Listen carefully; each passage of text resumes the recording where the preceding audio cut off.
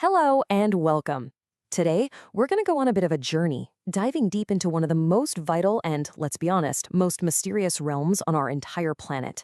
We are exploring marine biodiversity.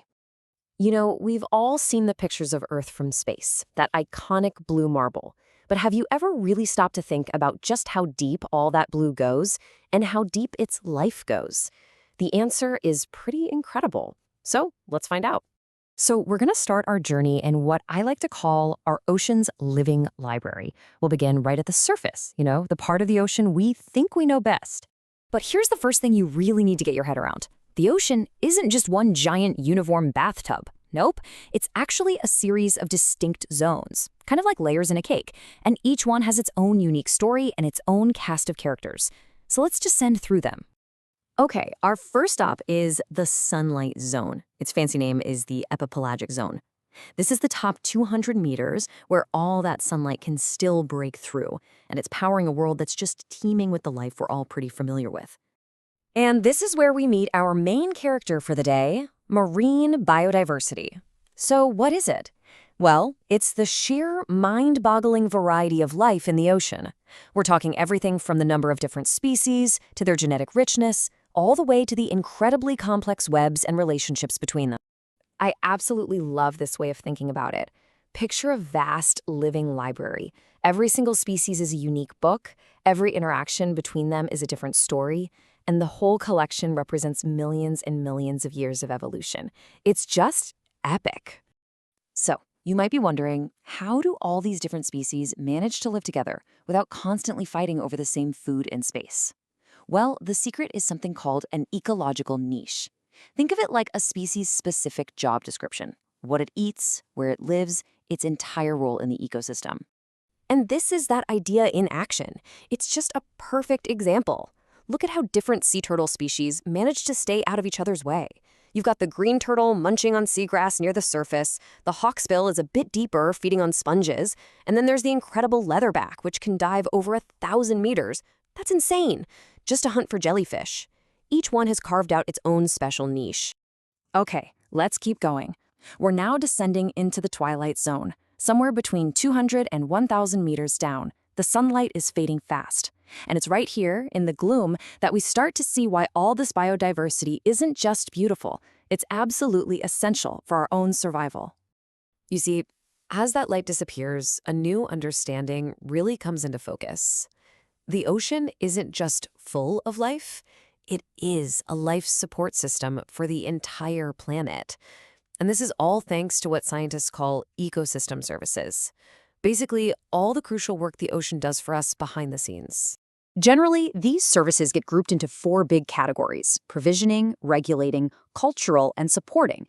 You can think of these as the 4 pillars holding up this massive multi-trillion-dollar global economy that the ocean provides completely for free.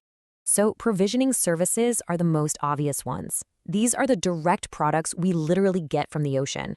Like the fish on our plates or unique compounds from deep sea sponges that can be used to create brand new medicines. And then you've got regulating services. Now, these are the massive background processes that literally maintain our world. For instance, coastal dunes and mangrove forests act like natural barriers, protecting us from storms. And, this is a big one, the ocean acts as a giant sponge for carbon, absorbing enormous amounts of CO2 from the atmosphere and helping to regulate our climate. All right, let's continue our descent. We are now plunging into the midnight zone and the abyss. We're talking over 1,000 meters down. It is pitch black here. And it's in this profound darkness that we have to confront a pretty stark reality: humanity's deepest impact. And that brings us to a pretty chilling question. A lot of scientists believe we are living through a 6th mass extinction. But unlike the previous ones, which were caused by things like asteroids or massive volcanic eruptions, this one is thought to be caused by us. So are they right? Let's look at the evidence. The evidence points to 4 main culprits, 4 major drivers of this biodiversity loss. First, there's massive habitat change and loss. We're destroying the homes where animals live. Then there's pollution, everything from plastics to chemical runoff. There's overexploitation, which means we're taking things out of the sea way faster than it can replace them.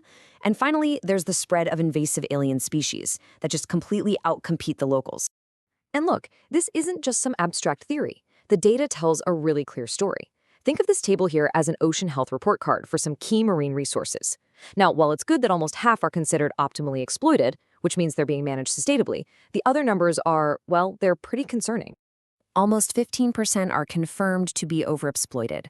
We're talking about species like West Coast rock lobster and deepwater hake being fished faster than they can possibly reproduce. But honestly, what might be even more worrying is that almost 30% where the status is just uncertain. We just don't know. We're essentially flying blind. This really shows the incredible pressure we're putting on these vital ecosystems. Okay, our journey is now taking us back toward the sunlight, back to the surface. But as we ascend, we're bringing with us a totally new perspective on what it really means to protect our blue planet, connecting everything we just saw in the deep back to our world right here. And if there is one single thing to take away from our journey today, it's this. What happens in the deepest, darkest parts of the ocean does not stay there. Its health is our health. It's all connected. Which leaves us with a final thought to chew on. The deepest parts of the ocean can feel like another planet, right? So incredibly far away. But if our actions, our pollution, our fishing, our carbon emissions, if all of that can reach into the deepest trenches of the sea, then surely our protection can reach them too.